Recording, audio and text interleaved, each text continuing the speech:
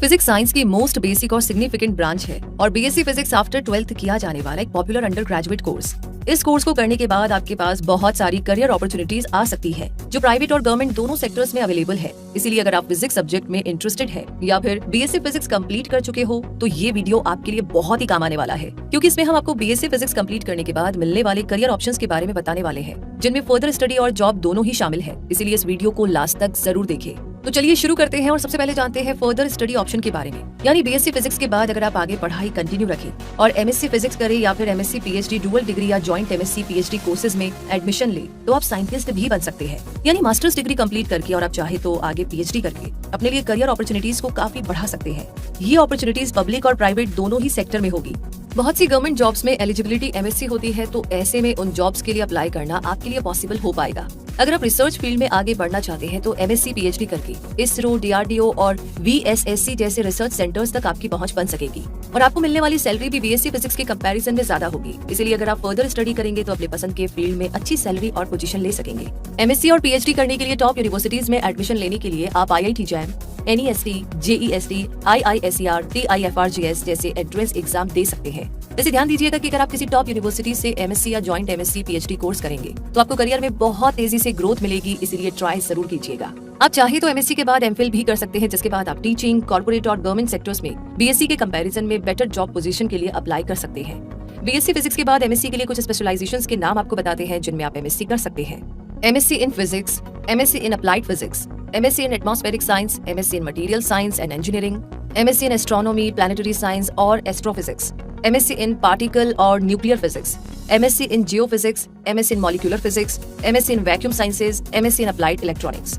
BSc physics के बाद आपके पास कई डिप्लोमा और पैरामेडिकल कोर्सेज के ऑप्शंस भी खुले रहेंगे, जिनके जरिए शॉर्ट टर्म में आप किसी पर्टिकुलर एरिया में स्पेशलाइजेशन ले सकेंगे और ये उस एरिया में आपको अच्छे करियर की अपॉर्चुनिटीज दिला सकेंगे। ऐसे ही कुछ कोर्सेज जिन्हें आप बीएससी फिजिक्स के बाद कर सकते हैं वो है सर्टिफिकेट इन लैब असिस्टेंट और technician, diploma in medical lab technology, diploma in operation theatre technology यानी OTT, PG diploma in astronomy, PG diploma in community health nursing, PG diploma in machine learning और artificial intelligence, PG diploma in data science और PG diploma in nano technology.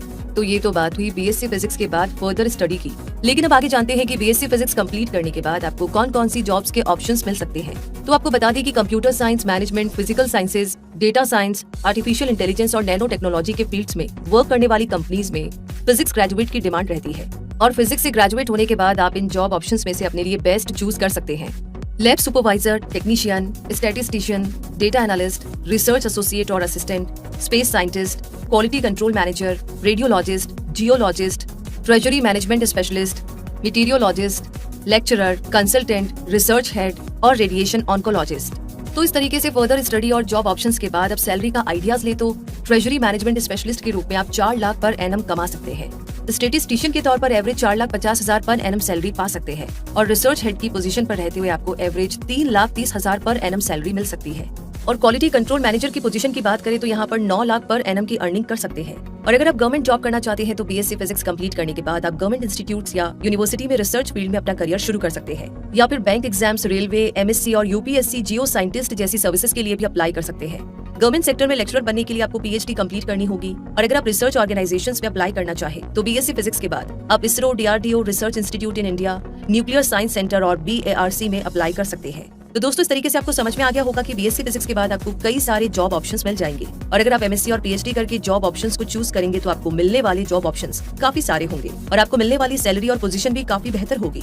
इसीलिए अपनी requirement और interest के base पर career plan बनाइए और सही करियर चूज करके प्रोग्रेस कीजिए। क्विक सपोर्ट को उम्मीद है कि इस वीडियो ने आपकी काफी हेल्प की होगी और आगे आप कैसे चूज करेंगे, कैसे ग्रो करेंगे, इसके लिए भी एक आइडिया आपको मिल गया होगा। वैसे इस टाइप के और भी कोई टॉपिक्स हैं, दिमाग में सवाल है तो प्लीज आप हमें बता सकते हैं। ये वीडियो कैसा लगा कमेंट बॉक्स में लिखकर के जरूर शेयर करें और आपने ऑलरेडी लाइक कर लिया है तो ज्यादा से ज्यादा लोगों के साथ इस वीडियो को शेयर करें।